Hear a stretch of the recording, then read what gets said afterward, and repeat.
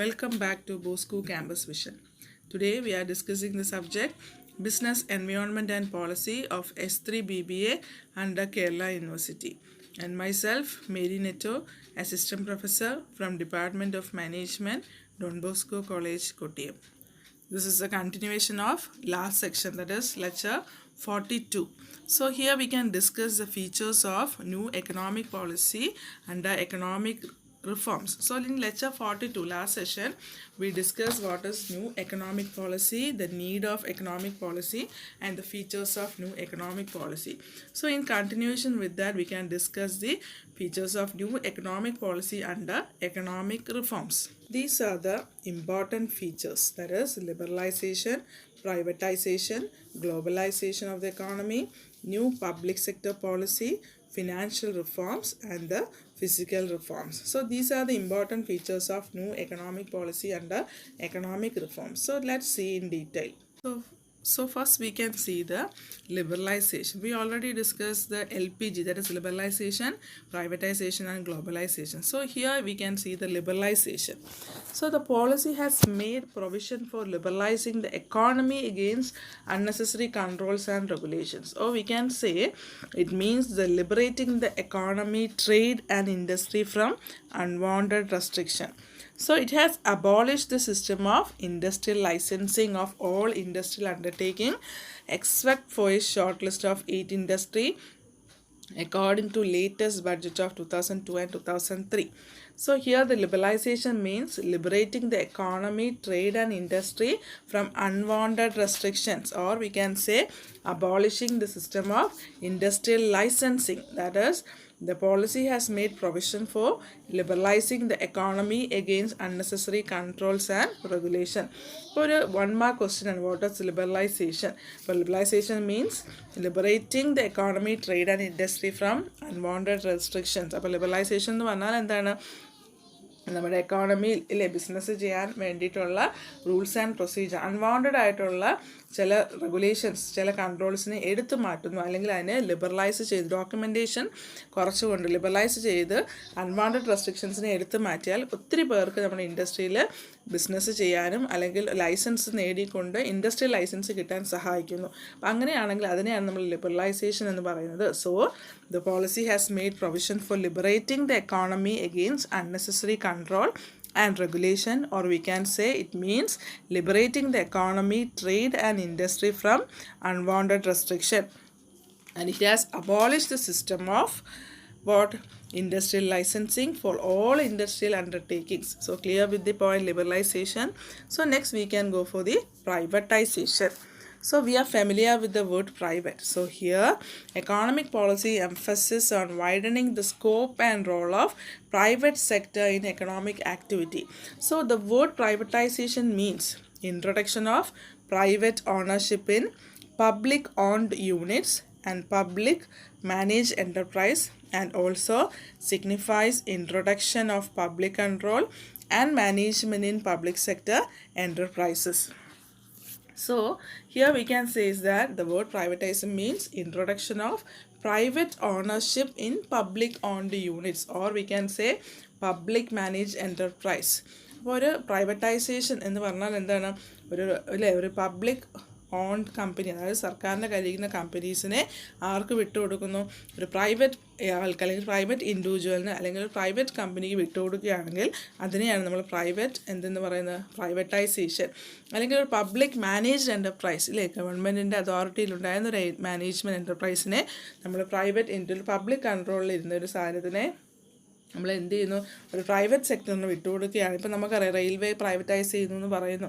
അപ്പം പല മേഖലകളിൽ, ഇപ്പോൾ ടെലികമ്മ്യൂണിക്കേഷൻ, അപ്പോൾ അങ്ങനെ ചില മേഖലകളിലൊക്കെ പ്രൈവറ്റൈസേഷൻ പോകുന്നുവെങ്കിൽ അപ്പോൾ അതുപോലെയാണ്. അപ്പോൾ എന്താണ്, ചില പബ്ലിക് സെക്ടർ എൻ്റർപ്രൈസിലെല്ലാം സിക്ക് യൂണിറ്റ്സുകളായിട്ട് മാറുന്നത് കൊണ്ട് അതിനെ പ്രൈവറ്റൈസേഷൻ കൊടുക്കുകയാണെങ്കിൽ നല്ലൊരു എഫിഷ്യൻ്റായിട്ട് മാക്സിമം നമുക്ക് എന്ത് ചെയ്യാം? ഏർണിങ്സ് ഉണ്ടാക്കുന്ന ഒരു കമ്പനിയായിട്ട് മാറ്റിയെടുക്കാൻ സാധിക്കും.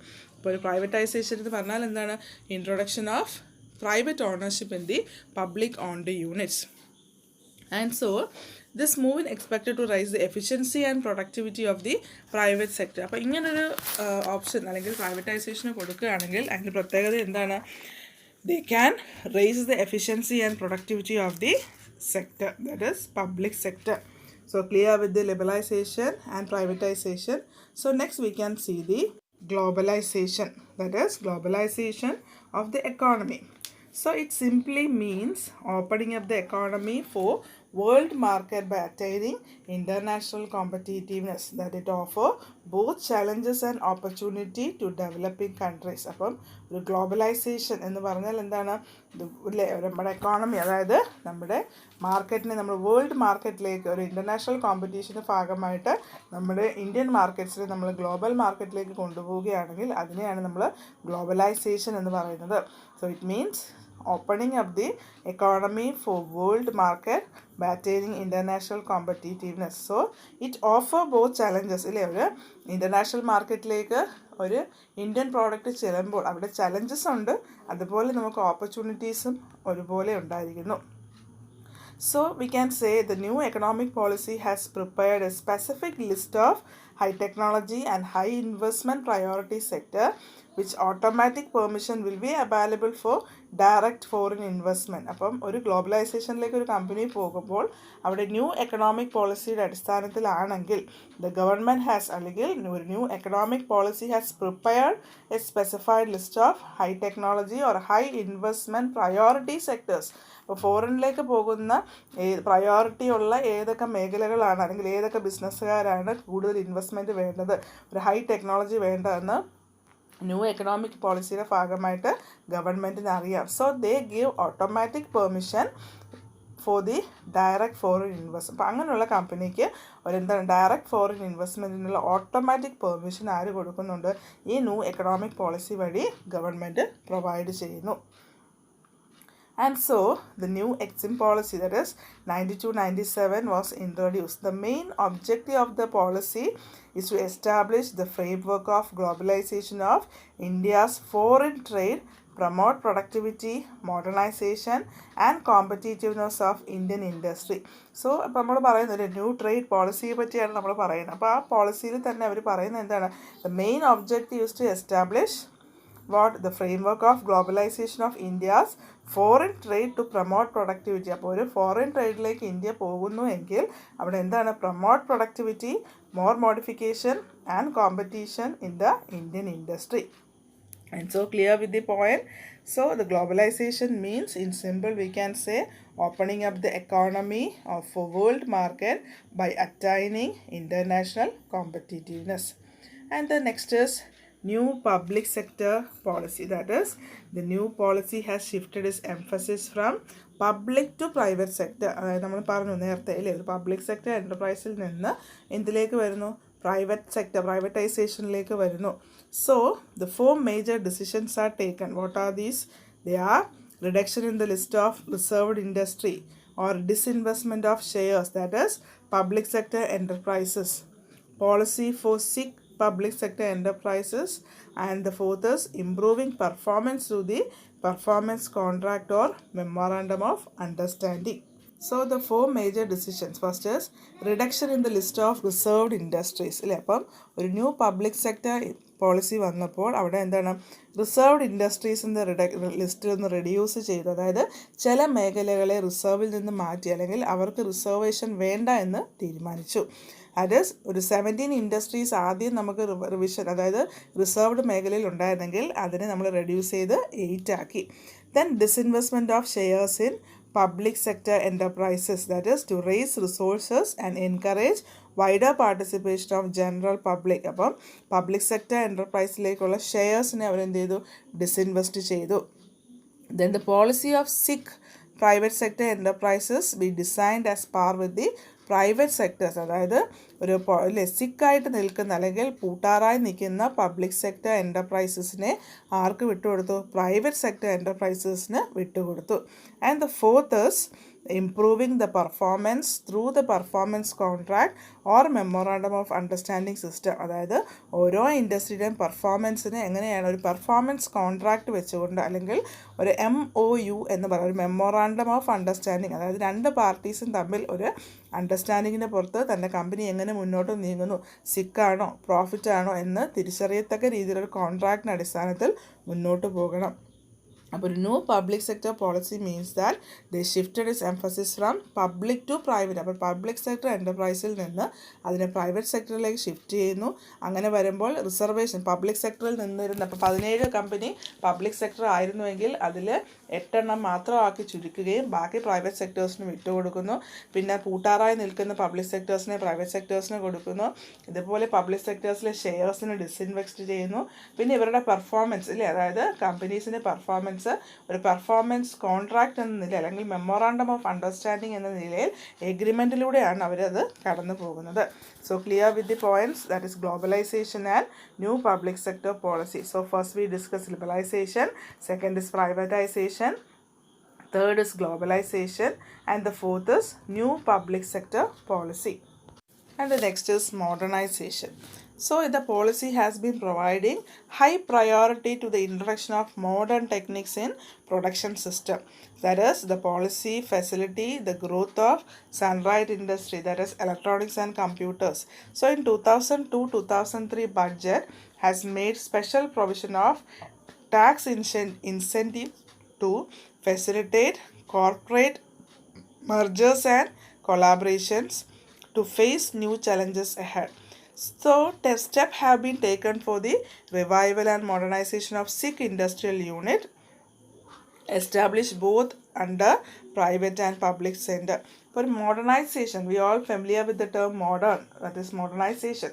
So the policy has been providing high priority to the industries of modern techniques in the production system. That is അല്ലേ ഒരു പോളിസി. അപ്പോൾ ഒരു മോഡേണൈസേഷൻ എന്ന് പറഞ്ഞാൽ എന്താണ്, എല്ലാ ഇൻഡസ്ട്രീസും അല്ലെങ്കിൽ ചില മേഖലയിലുള്ള ഇൻഡസ്ട്രീസിനും ഇല്ല, അതായത് ഒരു പ്രൊഡക്ഷൻ സെക്ടർ എടുക്കുകയാണെങ്കിൽ മോഡേൺ ടെക്നിക്സ് ഉപയോഗിച്ച് പ്രൊഡ്യൂസ് ചെയ്യുന്ന ഹൈ പ്രയോറിറ്റിയിൽ നിൽക്കുന്ന ഏതൊക്കെ മേഖലകളുണ്ട് അത് നമ്മൾ തിരിച്ചറിയണം. അവർക്ക് നമ്മൾ കൂടുതൽ പ്രൊമോഷൻസ് കൊടുക്കുക.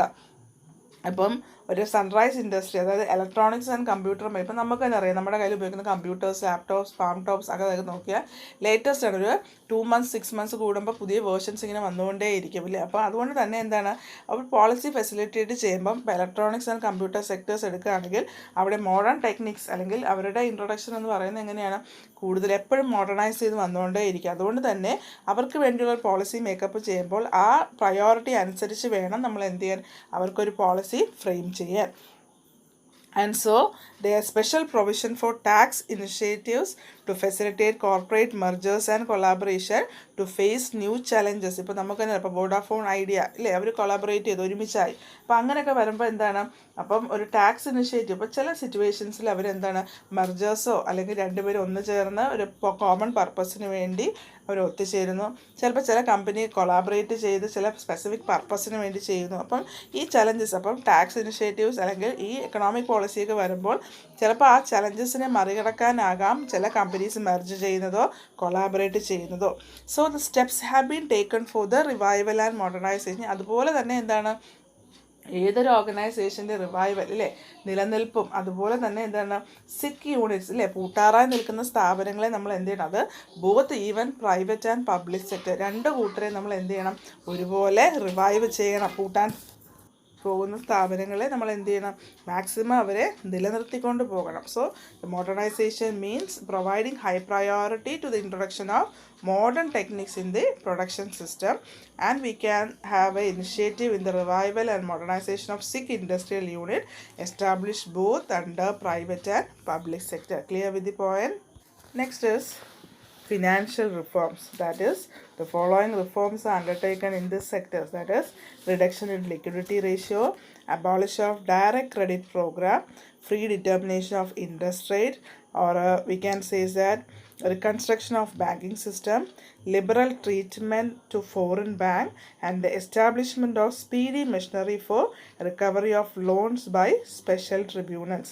So these are the financial reforms. അതായത് ഈ പോളിസിയിൽ ഉണ്ടായ മാറ്റങ്ങൾ ഫിനാൻഷ്യൽ റിഫോംസ് എന്തൊക്കെയാണ്, അതായത് ലിക്വിഡിറ്റി റേഷ്യോ റെഡ്യൂസ് ചെയ്തു, ഒരു ഡയറക്റ്റ് ക്രെഡിറ്റ് പ്രോഗ്രാംസിനെ അബോളിഷ് ചെയ്ത്, അതായത് ആർക്കും തന്നെ എന്താണ് ഡയറക്റ്റ് ക്രെഡിറ്റ് ബാങ്ക്സ് പ്രൊവൈഡ് ചെയ്യുന്നപ്പം അങ്ങനൊരു നിയമത്തിനെ അബോളിഷ് ചെയ്തു. Then free determination of interest rate, അതായത് അവർക്ക് തന്നെ തീരുമാനിക്കാം ഒരു ഇൻട്രസ്റ്റ് റേറ്റ് അല്ലെങ്കിൽ ഗവൺമെൻറ് പറയുന്ന ഇൻട്രസ്റ്റ് റേറ്റും അവരുടെ ഇൻട്രസ്റ്റ് റേറ്റും തമ്മിൽ കമ്പയർ ചെയ്തുകൊണ്ട് അല്ലെങ്കിൽ അവർക്ക് പ്രോഡക്ട്സിൻ്റെ ഇൻട്രസ്റ്റ് എങ്ങനെ ആയിരിക്കണം അല്ലെങ്കിൽ അതിനെപ്പറ്റി അവർക്ക് തുറന്ന് സംസാരിക്കാനൊരു ഓപ്ഷൻസ് അവർ കൊടുത്തു.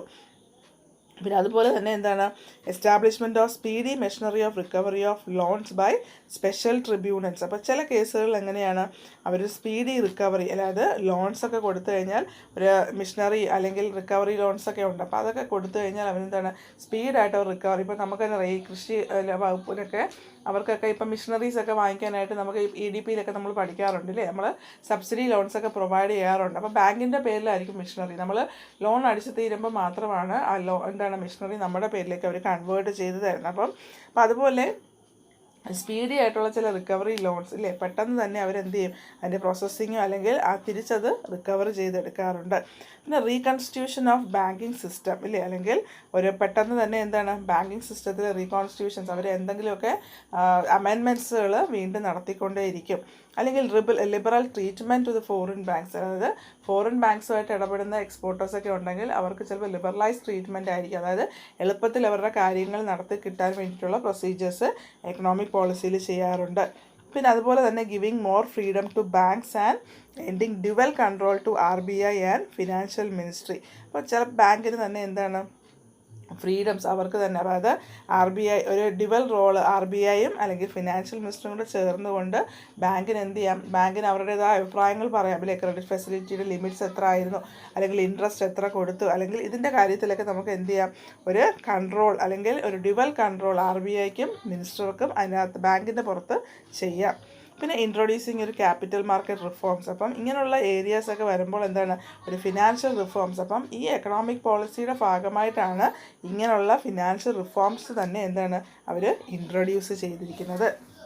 The last is physical reforms. That is the last important feature of policy is to introduce physical policy reform. That is, the government initiated various measures to reduce physical deficit. That is, in order to achieve the target of nearly 4% deficit, the government has introduced various control over public expenditure and took initiative to rise both in tax and non-tax revenues. അപ്പം ചില കേസുകളിൽ നമുക്ക് എന്ത് പറയാം, an important feature of ഒരു government initiate various measures to reduce physical deficit, അതായത് ഇല്ലേ ബാധ്യത എന്ന് പറയുമ്പോൾ ഇല്ലേ അതിനെ മാക്സിമം എന്താണ് ഗവൺമെൻറ് റെഡ്യൂസ് ചെയ്യാൻ ശ്രമിക്കുക. And in order to achieve the target of 4% deficit they have introduced various control over public expenditure. അപ്പോൾ പബ്ലിക്കിൻ്റെ അല്ലെങ്കിൽ പബ്ലിക് സെക്ടർ എൻ്റർപ്രൈസിൻ്റെ എക്സ്പെൻസുകൾ ചിലവുകളെ മാക്സിമം നമ്മൾ റെഡ്യൂസ് ചെയ്താൽ നമുക്ക് എന്താണ് നമ്മുടെ അധിക ചിലവ് അല്ലെങ്കിൽ എക്സ്പെൻഡിച്ചേഴ്സിനെ കുറയ്ക്കുക. And took initiative to raise of both tax and non tax. എന്നിട്ട് എന്ത് ചെയ്യണം, ടാക്സുകൾ നോൺ ടാക്സ് നമ്മുടെ വരുമാനത്തിന് നമുക്ക് ടാക്സിലൂടെ വരുന്ന വരുമാനങ്ങളുണ്ട്, അല്ലാതെ വരുന്ന വരുമാനങ്ങളുണ്ട്, ഇതിനെയൊക്കെ മാക്സിമം നമ്മൾ എന്ത് ചെയ്യണം, റേസപ്പ് ചെയ്യണം. അപ്പോൾ അതിനെയാണ് നമ്മൾ ഫിസിക്കൽ റിഫോംസ് എന്ന് പറയുന്നത്. So clear with the topic.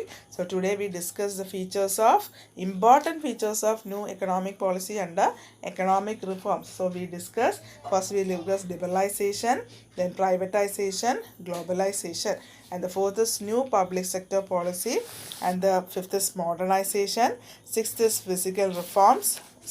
financial reforms, and the seventh is physical reforms. So clear with the 7 points.